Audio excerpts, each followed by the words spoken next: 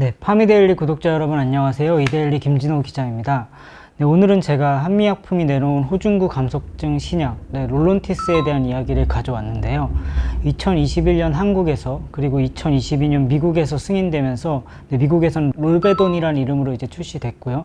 오늘은 롤론티스를 통일해서 불러보면 이 롤론티스의 경쟁력이 지금 어떤 상태인지, 또 실제로 이 롤론티스가 미국이랑 한국 시장에서 매출을 얼마나 올리고 있는지, 또 앞으로의 전망, 또 정말 우리가 기대했던 이 한국 국산 33호 신약 롤론티스가 앞으로 이제 글로벌 진출까지 이제 시도하려고 하고 있는데요.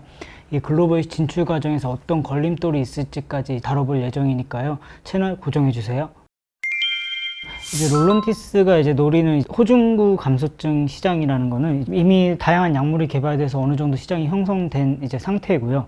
이 호중구 감소증이라는 이 질환은 몸속에 어떤 외부 물질이 바이러스나 어떤 외부 물질이 들어오면은 뉴트로필이라는 이제 한국말로는 호중구가 가장 먼저 그걸 이제 공격하러 가게 돼 있어요. 이 호중구가 체내에서 기존 수치 이하로 엄청 크게 떨어지는 질환이고요. 이 질환 같은 경우는 보통 항암요법을 이제 받은 사람에서 이제 많이 나타나고, 결국엔 암 환자가 증가하는 이런 추세는 사실상 거의 변하지 않으니까 암 환자의 증가와 함께 호중구 감소증 시장도 어느 정도 기본 베이스는 유지되면서 앞으로도 성장할 거로 이제 예측되고 있고요. 이 호중구 감소증 치료제 같은 경우는 호중구가 될 이제 면역세포 정구체라고 하는데, 호중구 정구체와 이제 성숙한 호중구를 좀 그 생존을 좀 성장이나 이런 생존을 자극시켜주는 그런 물질들로 개발되었고, 그 대표적인 약물이 이런 생존을 가장 잘 자극할 수 있는 당 단백질이라고 해서 과립구 진락 자극인자, 이제 영어로는 GCSF라는 이 물질을 타깃하는 약물들이 이제 개발됐고, 그게 이제 1세대, 2세대, 3세대로 이제 발전하고 있어요. 결국 이 글로벌 호중구 감소증 치료 시장은 대부분 이제 방금 말씀드린 GCSF 억제제가 이제 작용하고 있고, 근데 현재 이제 글로벌 이 호중구 감소증 치료제 시장은 이제 전반적으로 한 5조 원 정도 안팎의 글로벌 시장을 형성하고 있다고 하고 있고, 환자가 어느 때 이제 많을 때는 6조 원까지도 이제 가고 있다, 이렇게 보고 있고요. 미국과 유럽 시장이 가장 크고, 역시 미국 같은 경우가 약 3조 원에서 4조 원 사이에 한 전체 시장에서 한 60%의 점유율을 차지하는 걸로 알려져 있고, 유럽 같은 경우는 한 20%, 나머지 지역들이 이제 그 한 20% 정도를 또 차지하고 있다, 이렇게 보시면 될 것 같은데요.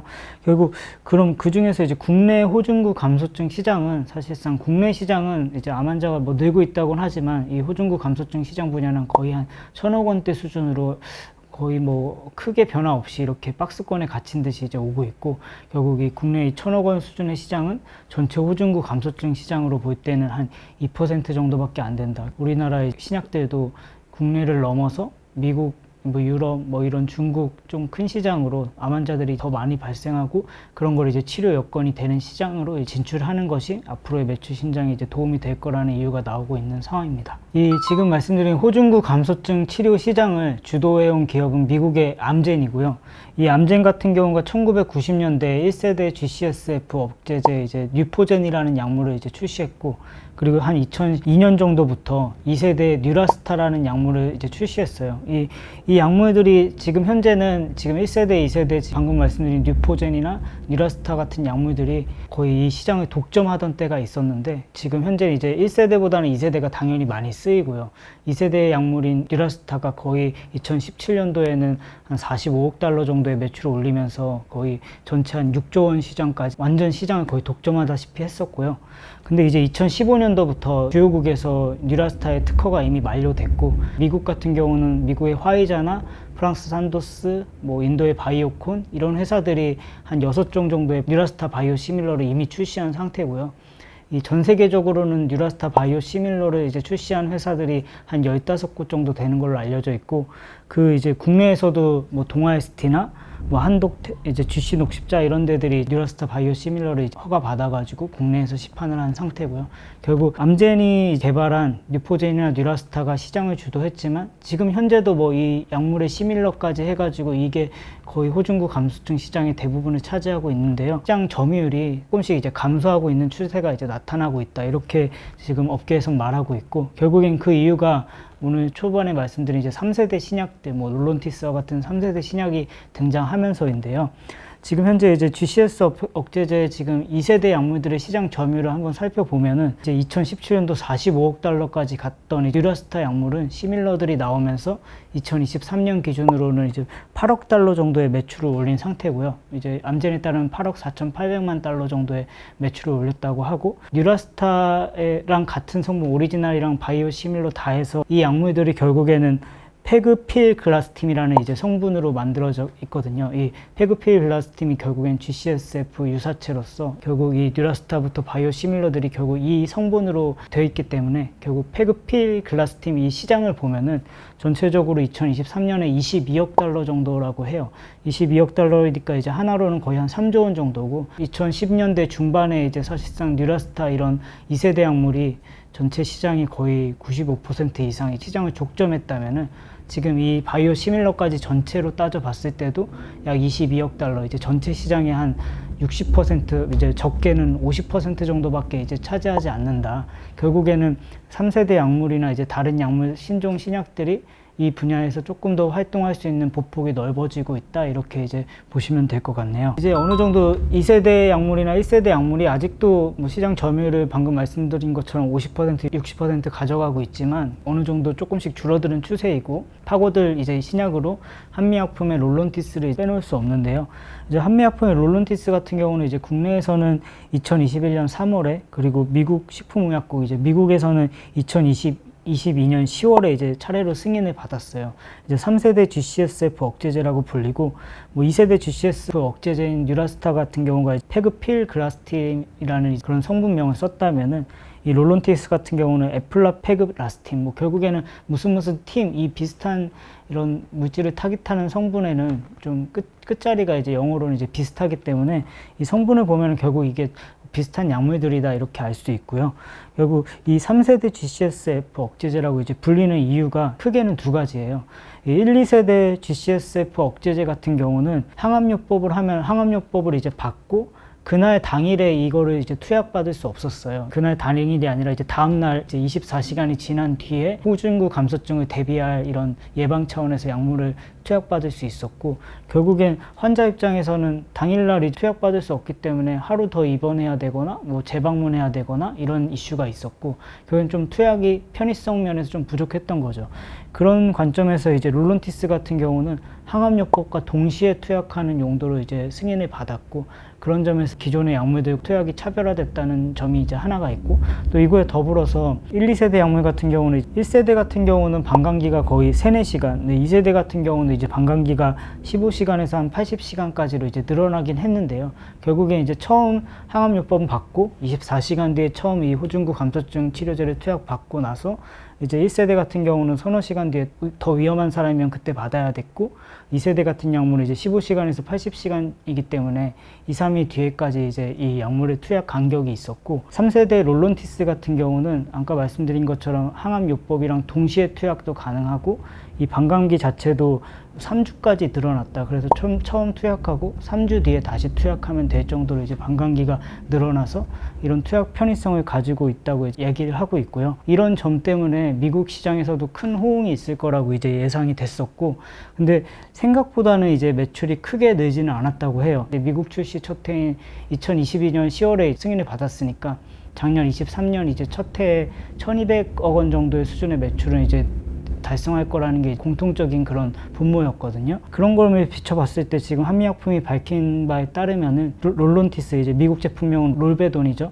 이 롤베돈의 이제 매출이 미국에서 매 분기별로 한 200억 원 수준에 나왔고, 사실상 미국 지난해 매출은 800억 원 수준이었고, 국내 출시는 2021년에 승인받아서 2년여가 지났지만 아직은 100억 원대, 국내 시장이 전체가 1000억 원이라고 했으니까 아직은 그 점유율을 10% 정도밖에 가지고 가지 못하고 있다. 이제 기대했던 것만큼은 투약 편의성의 장점을 바탕으로 시장을 좀 빠르게 침투할 거라고 생각했는데 이제 그러지는 못했다는 게 이제 업계의 평가이고요. 이런 부분에서 이제 한미약품은 결국 어느 정도 이제 미국 시장도 안착하는 그런 처방 횟수를 늘리고 하는 부분에서 이제 쉽지 않은 부분이 있었고, 그런 부분에서 점진적으로라도 이제 그런 좀 상승세를 이어가긴 할 거다, 뭐 이런 관측을 내놓고 않고 있고요. 결국엔 이제 투약 편의성으로 그 처방량을 늘리는 그런 거를 이제 강조하겠다고 하고 있고, 결국에 좀 미국 시장이 워낙 크긴 하지만 미국에서 생각보다 이제 처방량이 그렇게 늘지 않는다면은 한미약품도 이제 좀 미국 이외에 중국이나 동남아, 중동 이런 쪽으로 이 글로벌 진출 전략을 이제 다시 세우겠다고 지난달에 발표를 했는데요. 한미약품이 직접 이제 가지고 들어가는 건 아니고 현지 제약사들, 약물에 관심을 갖는 제약사들과 지금 논의를 하기 시작했다는 그런 단계이고요. 미국에서 분기별로 200억 원대 정체된 매출을 좀 타개하기 위해서 국내 시장은 좀 제한적으로 1,000억 원으로 비교적 작기 때문에 결국 이제 블록버스터가 되려면은 글로벌 진출을 노릴 수밖에 없는 상황이 됐다. 한미약품도 이제 그걸 염두에 두고 시도하려고 하는 상황이다. 이렇게 봐주시면 될 것 같고요. 그 글로벌 진출 전략을 이제 짜긴 했는데, 물론 롤론티스 앞에 놓인 상황이 그렇지만은 않아요. 왜냐하면 롤론티스가 이제 GCSF 억제제이지만 이제 이거와 다르게 또 다른 기업들도 3세대 약물들을 출시하고 있고, 그 예로 이제 중국 이판 파마튜티커스의 이제 자회사인 이바이브 바이오텍이라는 곳이 이제 라이즈누타라는 약물을 지난해 5월 중국이랑 지난해 11월에 미국에서 이제 승인받았어요. 이제 롤론티스가 진출한 미국 시장은 이미 라이즈누타가 등장한 거고, 지금 롤론티스가 거대 시장으로 이제 꼭 집은 이제 중국 같은 경우는 이미 중국 현지 기업인 이 이바이브 바이오텍의 라이즈누타가 지난해 5월 승인돼서 이미 시장에 이제 선점할 가능성이 높다. 사실상 중국 같은 경우는 조금 더 특수하게 자국의 약물에 대해서 미국이나 뭐 미국도 마찬가지지만 중국은 조금 더 특수한 부분이 있기 때문에 이 중국 시장에 과연 이 롤론티스가 들어간다고 해도 이 매출 성장을 노릴 수 있느냐, 이런 얘기도 이제 나오고 있고요. 라이즈누타 같은 경우는 가장 중요한 부분이 하나가 지난 3월에 이제 유럽 의약품청으로부터도 이제 같은 용도로 승인을 받았어요. 결국 호중구 감소증 신약으로 미국, 중국, 유럽이라는 가장 거대한 시장 세 개를 어느 정도 들어간 거. 물론 일본은 아직 아니지만 이 세 가지 시장을 그래도 어느 정도 큰 부피 있는 시장을 이미 먼저 선점할 가능성이 높아진 거고, 결국 한미약품의 롤론티스가 얘기하는 거는 지금 말씀드린 라이즈누타 역시 뭐 3세대 신약인 건 맞지만 그 롤론티스에 비해서 이제 투약 편의성은 조금 떨어진다. 아까 이제 좀 자세히 설명드린 부분이 롤론티스 같은 경우는 항암요법과 동시에 투약 가능하다고 했잖아요. 지금 라이즈누타도 이제 3세대 신약이지만 이건 아직까지는 동시 투약은 아니고 기존의 1, 2세대 약물들처럼 항암요법 후 24시간 내에 결국엔 1일 이후에 이제 투약할 수 있도록 승인을 받았고, 이런 점에서 이제 좀 어느 정도 좀 투약 편의성을 이제 누릴 수 있다. 또 방감기 역시 라이즈누타 같은 경우는 2주에 한 번 이제 맞아야 된다면은 롤론티스는 3주에 한 번까지도 이제 가져갈 수 있다. 결국에 이 시장을 먼저 들어갈 수 없기 때문에 차별화된 투약 경쟁력으로 이제 승부를 볼 수밖에 없다는 입장이고, 아직까지는 한국에서도 출시된 지 2년, 미국에서는 출시된 지 1년, 뭐 초기 시장 침투하는 기간이니까요. 뭐 예상치보다는 조금 낮은 매출이더라도 이게 이제 누적 매출로 쌓이고 앞으로 좀 그 뉴라스타라는 기존의 선도주자의 시장 점유율이 조금 더 낮아지면서 그런 부분들을 파고든다면은 뭐 이제 롤론티스도 이제 향후 몇 년 동안 가 말하는 블록버스터가 보통 1년에 8억 달러, 1조 원을 올리는 수준인데요. 한 해 동안 1조 원을 올리지는 못하더라도 이제 그 진출 시장에 따라서 어느 정도 이제 수천억 원 수준의 매출까지는 이제 가져갈 수 있지 않나, 이런 이제 관측을 하면서 이제 시도를 한다고 하고 있고, 최근 이제 한미약품 같은 경우는 지금 비만 분야에서 이제 개발 역량을 이제 크게 보여주고 있는데요. 다양한 항암 신약이나 이런 것들도 이제 시도하고 있으니까요. 한미약품이 내놓은 33호 국산 신약 이제 롤론티스 역시 한미약품에 1,000억 원대 이상 매출을 올리는 의약품으로서 회사의 사업에 중요한 영향을 줄 수 있다는 점, 이제 이런 점들을 이제 비춰서 이제 롤론티스가 어떻게 글로벌 시장 진출할지, 또 롤론티스의 매출이 한미약품에 얼마나 영향을 미칠지까지 이제 좀 지켜보시면서 투자를 이어가시길 바랄게요. 전 여기서 이만 물러나고 더 알찬 소식으로 찾아뵐게요. 네, 감사합니다.